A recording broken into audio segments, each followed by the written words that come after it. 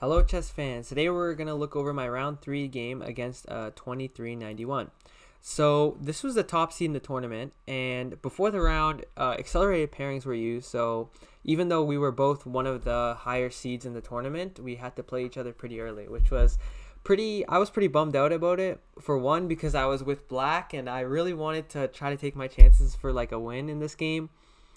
And the second reason is, of course, they are the top seed. I am probably more likely to lose than win. So, all right, we'll see how the game went. So my opponent went for d4, and I knew my opponent was a really big Catalan player. And the last time we had played over the board, I really got smashed in at least a positional game in a sense. And several times online, I've been destroyed by the Catalan. So I decided to get it out of Catalan territory, and I went for d6 instead of going for any mainline theory, and my opponent went for e4, and I knew my opponent wasn't traditionally an e4 player, so I was pretty happy with this. So I went for knight c6, knight c3, g6, g3. We see the fianchetto Pirc Defense, and okay, I kind of expected this because my opponent is a Catalan player. Okay, they're going to play the most Catalan-like setup, castles, knight g2. And here, black in this position has two options. And the main move, and probably the better move, is e5. Now, the reason why I didn't play this move is because it's kind of more like equal than sort of fighting for anything. The idea is simply, okay, you attack the center and you open up your bishop, right? Because this pawn is kind of blunting your bishop. And here, white kind of wants to play the move bishop e3, but can't, because if bishop e3, we have knight g4 with an attack here, winning here, and that would sort of win the bishop pair. So here the main move would be h3. Castles is also playable, delaying bishop e3, but h3 would be the main move. And after something like knight c6, bishop e3, takes. Okay, this is the position that we get. And okay, white is clearly very slightly better. Black is at least equal on development because they're castles, but white has a pawn in the center and black doesn't. And white's pieces are generally a little bit more active. So here white's better, but instead I went for knight bd7. And the idea of knight bd7 is to go for c5. And that's the other break you can have to go at the center. So after castles, here you can also go for e5 if you want, but I mean, okay, if you're going to go for e5, why isn't the knight on c6? It's more active on c6, so I went for c5. And here, my opponent really shocked me. Now, what I was expecting is my opponent had never played the move h3, I don't think, and this is the main line, and there's a lot of theory from here. And I'd done some brief preparation for this game. So what I expected is d5.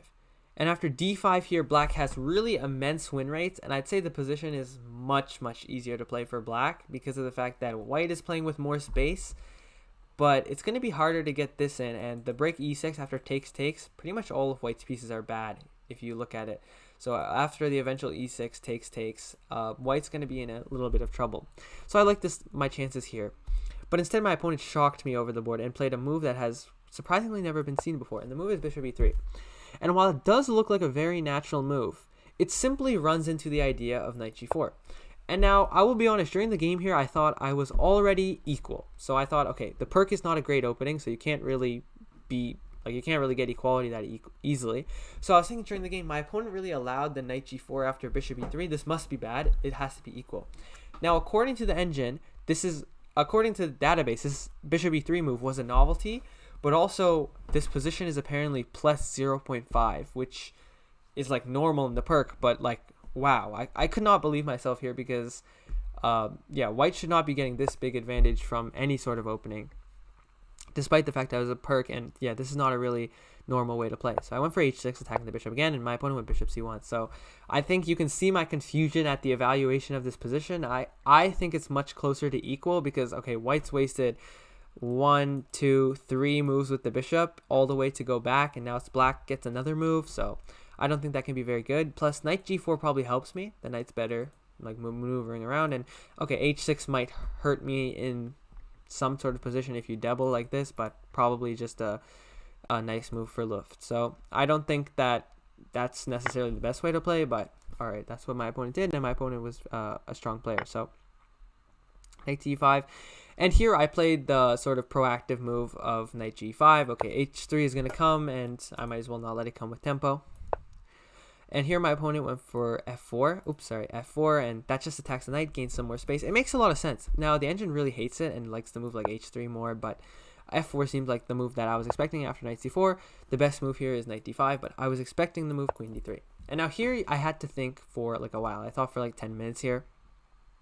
And the game was 2 hours plus 30-second delay. So here you have to make a lot of considerations. Now, a move I considered for a long time, which is the second best move, is e5. And the idea is after takes, e takes, okay, black has a sort of double isolated pawns here, which might be sort of unideal. But the open e file, for one, the e pawn is pretty weak, especially since we're getting rid of the defender. And I also open up this really nice square on c5 for my own knight. And I thought that, okay, my pieces are much better than his bishop is really bad. But here I disregarded this idea after I saw the move knight b5. And then after something like queen b6, I saw a4, a5, and I didn't really see how I could that easily defend my pieces. And the engine agrees with me here, and this position is not very good. So instead I played queen b6. And the idea is that, okay, if takes, clearly black is better there because the Sicilian structure is better in the endgame. So my opponent had to sort of try to not trade that and went for knight e2. And so here now, finally, for the first time, my evaluation of the position was correct. I thought that knight e2 was the best move, but I also thought, like, during the game, even after knight c4, I thought, okay, I must be slightly better. And in this position, I am slightly better. And here what I had to do is like combine both of my ideas, and the best move would have been e5. And I did consider this for a while, but after seeing my move, which is a little bit more flashy, I thought it was better because after takes, what I had calculated is the move queen d3, completely overlooking the move knight c5 because I thought they could take here with the queen, but okay, the bishop can take that. And here apparently the best move is king h1, and after rook e8, knight c5, black is slightly better. By slightly better, I mean minus 0.5, so significantly better. But instead I went for the flashier move, which is also good, not as good though, which is knight c5. And here my opponent went for the move queen b3. And so after queen b3, they're threatening to exchange queens, and that should be good for me because any endgame with the Sicilian is pretty good for the black pieces. And even though I'm not playing Sicilian, we're playing the same structure. Instead, I went for knight c6, and here, just take a wild guess what the problem with queen e3 is. Or sorry, bishop e3, it's that it's actually just a free piece. And I did not calculate this in the game. I was confused at why my opponent didn't play bishop e3. And then after I looked at it, like just the next move, and I realized, oh, that's just a free piece because after takes, you have the intermezzo check. So bishop e3 would have been impossible. So instead of that, my opponent went for the move c3, which defends the knight again. And here was my last chance pretty much of the game to take a hold of some sort of initiative and some sort of advantage with the move knight c5. Now the reason I didn't go for it is because after takes, I have these double isolated pawns, which, well, previously I was willing to accept with queens on the board. Without queens on the board, I didn't really think I had enough compensation for them. Now I was wrong here. I would evaluate this position as like plus 0.3, plus 0.4 because I thought, okay, black is pretty active, but white is has significantly better structure. But at this point, apparently, black is slightly better at minus 0.3. So that's what I should have gone for. Instead, I went for knight takes, which is a little bit of an inexplicable move. Now, I was thinking a long time about the move queen a6, knight a5, knight c4, and maybe knight c5 as well to go knight d3. But I ended up choosing to go knight takes d4, c takes d4, and queen takes d4. And at this point, I was correct again about the evaluation. I thought here I was very, very slightly worse, or the position is equal.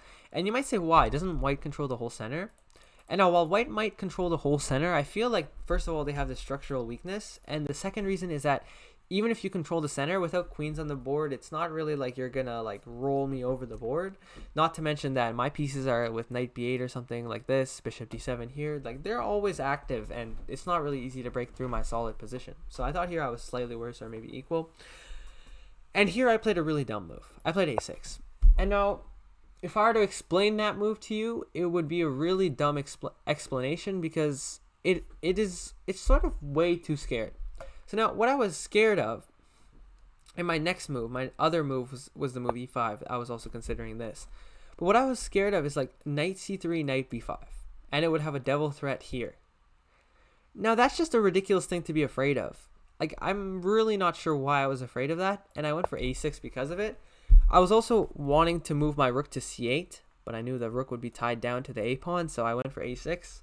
Very dumb move here. With knight b8, black is equalizing. But I went for a6. Bishop e3. Here I went for knight f6. And here I really expected my opponent to play e5, in which case I would have gone knight g4. And after bishop d2, I thought, okay, his bishop is an absolute monster. My bishop is tied down. And here I thought the position was better for white. Now the engine says +1, but I mean, I didn't really think it was +1. I guess it is +1. Instead, my opponent went h3, stopping knight g4, which made me happy because then I can get e6, in which case after e5, I have knight d5, and the position is again equal. So now my opponent went g4, and g4 is not a good move. G4 is a tricky move though. So this position goes from +5 to equal. I mean, maybe my opponent should just continue developing like this. But my opponent went for G4, and yeah, they got exactly what they wanted, because here all you have to do as black, finish your development, and black is equal. Now, why I didn't play this move, I'm not sure. I basically just got scared. Gave white exactly what they wanted, and I played D5. In which case, after E5, I thought the position was equal for me because I thought I had the move like knight D7, completely missing that F5 would win the game on the spot because it's threatening to trap my bishop with F6. So, yeah, that was just sort of a blunder. So now I have to go knight H7, and after E takes, here my opponent again could have waited, gone knight C3 to threaten knight B5, and I would have to go bishop D7 and then continue with this because now their knight could also take here, but this is also a good move after takes. Here I played the best move, which is rook d8, sort of putting pressure on this, keeping these pieces sort of tied to defense. Bishop c4, and yeah, here's the next mistake I made. Here maybe the most obvious move is, okay, the knight's doing nothing. How do I improve the knight? Oh, maybe go to f6 or f8 and then e6. And then you could go bishop e6, and you could also, after takes, I mean, okay, the position is equal at that point. And so here the position is still in the balance, is plus 0.8. White is slightly better. But instead I went bishop e6, which sort of wastes a move after the move takes. And okay, yeah, I just lost a move because I went here and then here. So here my opponent went knight g3, also looking at e4, I went bishop e6, takes. I didn't really see takes. I only thought of knight e4, in which case I thought that I could go bishop f5. And after something like knight d6, I was thinking about sacking. And the engine really doesn't hate this, surprisingly, because I thought that I was getting compensation. Oops, sorry about that. After rook d8, something like bishop f4, I would take here. So I thought I was getting compensation because I was winning this pawn, probably winning the next pawn, and getting this blockade with my knight. Engine doesn't hate it. My opponent played the accurate continuation there, not allowing that option, and now played knight e4. And yeah, here's where the best move is not that hard, but I'm not really entirely sure why I didn't play it. Here, the best move is to play rook d7 to just cover the 7th rank, cover this pawn in case of knight d6. And yeah, not entirely sure why I didn't play this one. It's pretty natural move. I think maybe I was scared of knight c5, rook e7. This game was quite a while ago. But instead I went for bishop f8, which looks to stop knight d6, and also my bishop is doing nothing here. I wanted to go bishop e7, in which case my bishop would be doing something. Now I can't do that because the pawn on h6 would be hanging, so I have to go g5 first. But here my opponent went knight f6, which here I realized that after takes, okay, I can't defend either of these, so I went king g7, and after takes, rook f7, king g8. We could just transpose to the last position if my opponent played rook f6.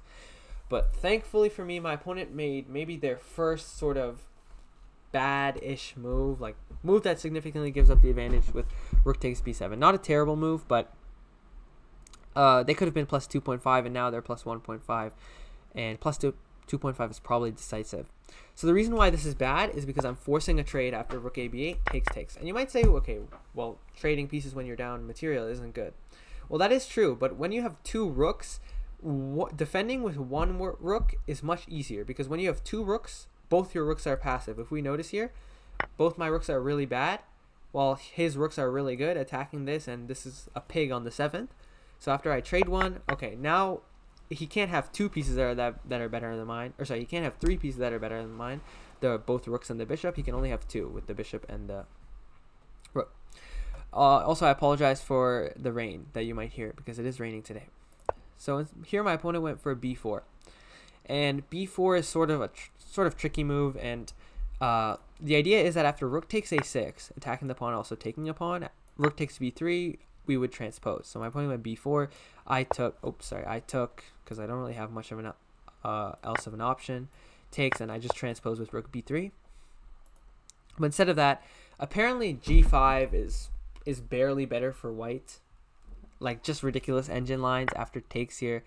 King f7, and okay, apparently white is barely winning. Not winning anymore, but white is slightly better, like plus 0.8. So yeah, kind of strange. Not sure why this happens. If anyone can explain that one to me, I don't get it at all. Feel free to do so in the comments. But here my opponent went for rook takes a6. And here I went for rook b3. And yeah, it was just transposing. But also the idea was I wanted to get the bishop off of this. And for example, if bishop c1, I have the move rook d3 with this. Or I can even go here and then do this next move. So yeah, my opponent can't really do that. They have to go bishop c2. Or sorry, f2. And here I defended the pawn. Rook a7, king e8. And here was my opponent's last chance to get any sort of advantage from their position. And in which case, after the resulting position, I think I probably would have lost. So if you want, take some time, calculate the move d5. So my opponent had calculated that, they told me after the game, all the way back here. So they calculated all the way up to d5, and everything they thought was going to happen happened on the board. Oops, sorry, my opponent did play king g2, but d5, just see if you can calculate what happens. So the move after d5 is obviously clearly here. Black has to take, or else d6 is just decisive. And here, rook a8 check, king f7, keeping an eye on this. Notice, okay, if king e7, obviously I lose the bishop. So king f7, and how do you cut the coordination between the king and the bishop? Give this check, and okay, if I go here, there's this check, I lose coordination with the bishop, and then after king g8, bishop c5 attacks the pin piece. Wait, actually, after king g7, bishop d4, king g8, oh, e7, okay, because I was thinking I had rook f3. Okay, so yeah, I would have to take here, and then after takes here, here, you can save the piece, the pawn with the move, rook king here. And after, okay, if bishop takes here, king takes here, this is just a draw because the king can't really approach without giving up defense of this pawn, or at least trading it, because if we trade one pawn, for example, sample line might continue like this. Oops, sorry, something like this. Oh, sorry, you have to be very careful here. Not allow the pawn to get to h4, here, king e6, and then the king would march over here, trade, and it would be a draw. So yeah, that would be a draw, so my opponent would have to worry about that one. So instead, after king e7, a move like rook h8, this is just a sample line, and yeah, this position is objectively probably a draw. Now, practically, do I think I could draw this? I think the odds are I probably don't draw this position, especially against a higher rated opponent. And I mean, I think we were about equal on time. But yeah, definitely a difficult position to defend as black, and okay, I would rather not play this position. If I lose this pawn, I think it's probably game over. If I lose this pawn, I don't think it's game over. It's probably winning for white at that point, but I still think I can draw. For example, if h4, like a fortress of like a rook on g4 or something like that, okay, then they could win g6. So a rook on e6, a king on f5 is probably impenetrable. So instead of that, my opponent played king g2, which, okay, loses all the advantage. I take here, and now see if you can calculate why d5 doesn't work. So d5 does not work anymore. And the move after d5 is king, no, not king, bishop, no. Rook takes f2, and after takes, we would pick up the rook. And notice that it worked earlier because, okay, we couldn't take the bishop. So after rook takes b2, okay, my opponent played some moves. Yeah, okay, these are pretty much useless moves. We repeated moves at this point, and I got the draw. So a very okay result for me. So now on the one hand, okay, you can be happy. I drew an opponent who was rated like 260 points higher rated than me. That was technically supposed to be a good result for me. Now on the other hand, I don't know how happy you're supposed to be if you draw. For example, to gain rating points, I'm going to have to do more than draw in the future. So obviously, okay, this player I have a terrible record against. I think I have like 1 win or 2 wins, like this draw over the board, and like 7 losses or 8 losses. So happy to try to get the score closer to even. But yeah, a lot of people were telling me congratulations for this one. But okay, how happy can you be with a draw? Next time you want to win. So I just let this player know that I'm coming for you. Next time, hopefully I get white, and then I'll have a better chance of getting a victory. And I know you'll be awaiting that game too. So yeah, that's in today's video, guys. So up to this round, I would be 2.5 out of 3. and we're going to the next round, in which I would face a much weaker opponent, unfortunately. But yeah, I'll see you guys next week, and you'll see what happened in that game.